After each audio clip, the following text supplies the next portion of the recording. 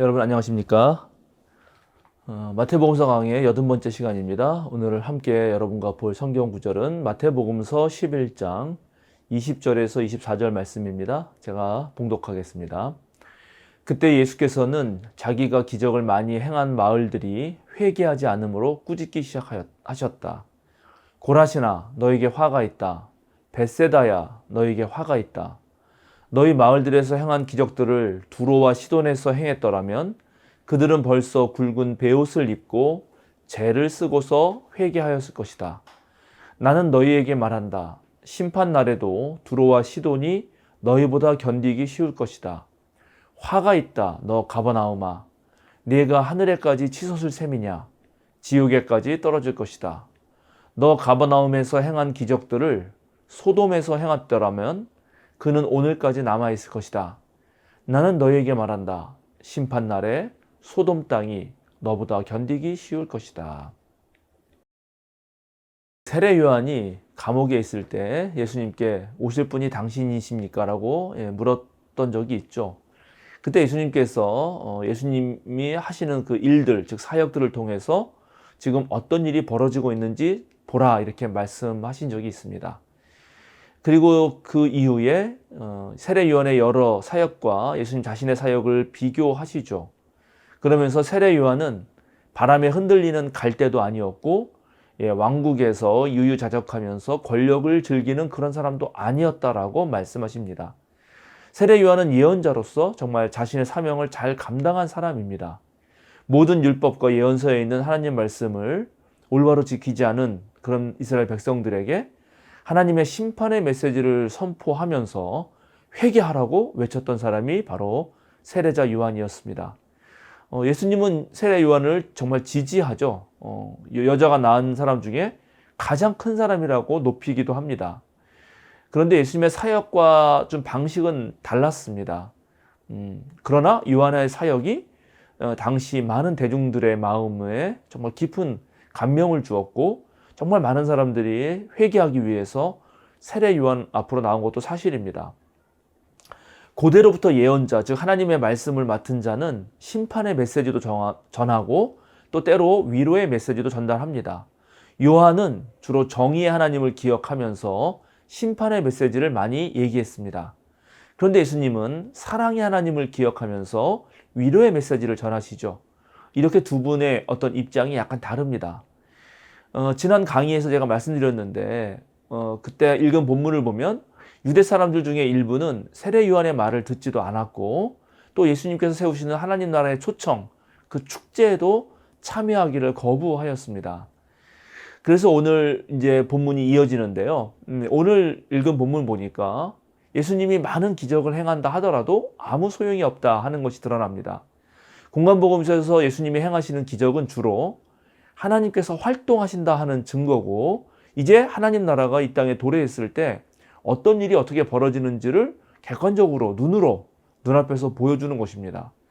이런 기적을 행했는데도 불구하고 정말 귀신이 쫓겨나고 병든 자가 치유받고 예수님의 입을 통해서 하늘나라의 그 진리의 말씀이 선포되는데도 여전히 이 예수님을 받아들이지 않는 사람들이 있다는 것입니다. 이런 사람들은 어떤 사람들일까요? 대체로 제가 생각하기에는 두 부류의 사람인데요. 첫 번째는 교만한 사람들입니다.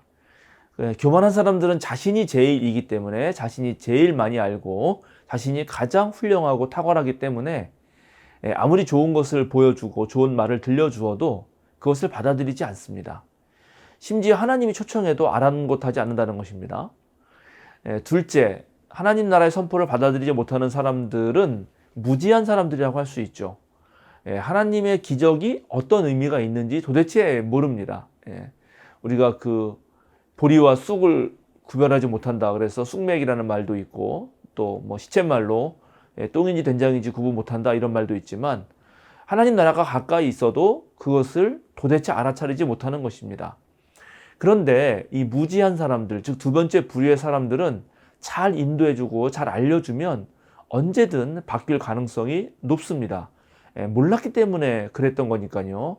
그래서 아주 제대로 알기만 하면 그들 마음은 훨씬 더 순수해서 언제든 바뀔 가능성이 있고 하나님 나라 백성이 되죠.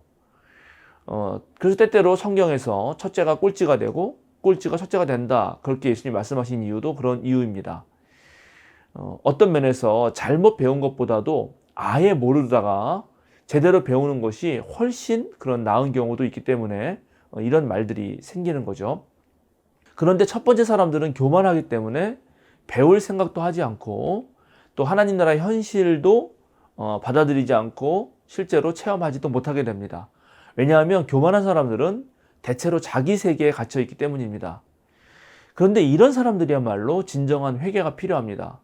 회개하지 않으면 거듭날 수 있는 계기가 없기 때문입니다. 보통 회개하게 될 때는 아주 엄청난 고통을 당하거나 그 죄로 인해서 처벌을 당해서 뭐 감옥에 갇힌다든지 하면서 정말 자신의 그런 모든 것을 다시 한번 되돌아볼 수 있는 계기가 되지 않으면 회개하기가 어려운 거죠. 자신의 죄를 뉘우치지 않고 하나님을 만나는다는 거, 그거는 정말 무서운 일입니다. 왜냐하면 하나님의 심판이 우리 앞에 있기 때문이죠. 세례 요한은 바로 그것을 가르치려고 했던 것입니다. 오늘 예수님도 갈릴리에 있는 그런 마을들, 또 도시들을 책망하면서 이렇게 말합니다. 내가 너희들한테 그런 가르쳤던 것을 두로와 시돈에서 했다면, 즉 이방 나라에서 했다면 벌써 그들은 회개했을 것이고, 또 만약에 소돔에서 했다면 소돔도 회개해서 지금까지 망하지 않고 남아있을 것이다, 이렇게 말합니다. 지금 예수님은 갈릴리 마을과 이방 도시들을 비교하면서 지금 말씀하고 계시는 거죠. 지금 갈릴리 마을 사람들이 회개하지 않는 이유를 보니까 유대인들이 바로 스스로를 하나님의 선택받은 백성이라고 하는 그런 교만 때문이었습니다. 오늘 성경에 치솟았다, 그런 말이 있죠. 그거 바로 교만을 뜻하는 말입니다. 우리도 이 말씀을 읽으면서 정말 조심해야 되지 않을까 생각합니다. 우리는 이미 하나님을 믿고 있고 교회에 다니니까 구원받고, 저 세상 사람들은 예수님 모르고 안 믿으니까 구원받지 못한다, 이렇게 너무 직선적으로 단순하게 생각하는 것은 어쩌면 더 위험할 수도 있다는 것입니다. 물론 하나님을 믿는 믿음 때문에 얻는 그 기쁨과 체험이라고 하는 것은 놀라운 일이어서 그것에 대한 어떤 그 아주 자신만의 소중한 경험을 고백하는 것은 틀린 일이 아니죠. 그러나 그럴 때 조심해야 되는 것은 우리가 우리와 같은 그런 신앙에 참된 어떤 경험을 하지 못한 사람들과 자기를 비교하다가 교만에 빠지는 경우가 생길까 하는 것입니다. 특히 조심해야 합니다. 예수님을 알게 되고 사실 하나님의 백성이 된 것도 우리의 의지나 공로라기보다는 하나님께서 우리를 먼저 선택해 주신 하나님의 은혜입니다. 은혜를 은혜로 알고 겸손하게 처신하는 것이 참 중요한데, 하나님이 주신 은혜를 마치 자신의 자랑으로 삼고 또 그것으로 교만해져서 다른 사람들을 무시하고 멸시하는 데 사용한다면 그것은 도리어 하나님의 뜻을 어기는 결과를 낳을 수 있다는 것입니다. 이 세상에는 정말 훌륭한 사람들이 많습니다. 근데 훌륭하다 하더라도 완벽하지는 못하죠. 내가 만약에 어느 한 가지를 남보다 잘한다고 해서 또 남이 남보다 못하는 것이 있다고 해서 그 남이 나보다 다 못하는 건 아니지 않습니까? 근데 우리는 쉽게 어떤 사람의 한쪽 면, 즉 잘못하는 점만을 보고 그 사람 전체를 쉽게 무시하는 그런 경향에 빠지고 싶습니다. 그래서 조심해야 되죠. 어떤 면에서 보면 갈릴리는 예수님의 그런 고향이었고 또 예수가 목수였고 별로 유명하지도 않고 또 그 촌동네인 나사렛 출신이었고 그의 부모와 그의 형제들을 다 알았던 사람들이기 때문에 예수님을 보면서 무시할 수 있었지 않았을까. 예수님의 가르침과 행동이 정말 놀라운데도 불구하고 그런 어떤 선입견과 편견이 작동한 것 아닌가, 그렇게 생각할 수도 있을 것입니다. 우리가 명심해야 되는 것은 하나님의 어떤 기적, 하나님의 사역이라고 하는 것은 우리가 생각하는 것과 전혀 다르다는 것입니다. 우리가 볼 때 별로 볼품 없는 것이라 하더라도 하나님께서 들어 쓰시면 정말 놀라운 일이 벌어지는 거죠. 그런 것을 잘 알아채고 식별할 줄 아는 것이 바로 믿음의 사람입니다. 그리고 그것을 잘 분별할 때 그 사람은 하늘의 축복을 얻을 수 있습니다. 그런 눈을 가지고 있다면 어디를 가나 하나님 뜻 아닌 것이 없고 어디를 가나 하나님 나라 아닌 곳이 없기 때문입니다. 지금 마태복음서를 보시는 우리 생명사랑 교우들, 그리고 전국의 성도 여러분들, 정말 이런 경지에 여러분이 다 오르면 좋을 것 같습니다. 일상의 신앙 훈련을 통해서 언제 어디서든지 하나님의 뜻을 발견할 줄 알고 또 겸손하게 다른 사람들을 섬기면서 또 그렇게 하면서 하나님 나라를 일구어가는, 그리고 자신의 약점을 오히려 강점으로 변화시키고 하나님께 맡겨드리는 그런 여러분이 되면 좋겠습니다. 그렇게 된다면 우리의 약점도 결국은 나중에 강점이 될 수 있을 것이고, 또 우리가 비록 어리석다 하더라도 점점점 현명한 사람이 될 것이라 생각합니다.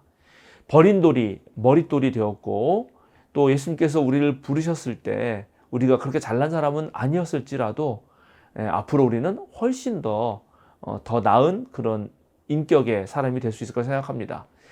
바울 사도께서 말씀하셨듯이 우리의 어떤 최대 목표는 정말 예수 그리스도께서 보여주신 그 장성한 분량에 이르는 것입니다.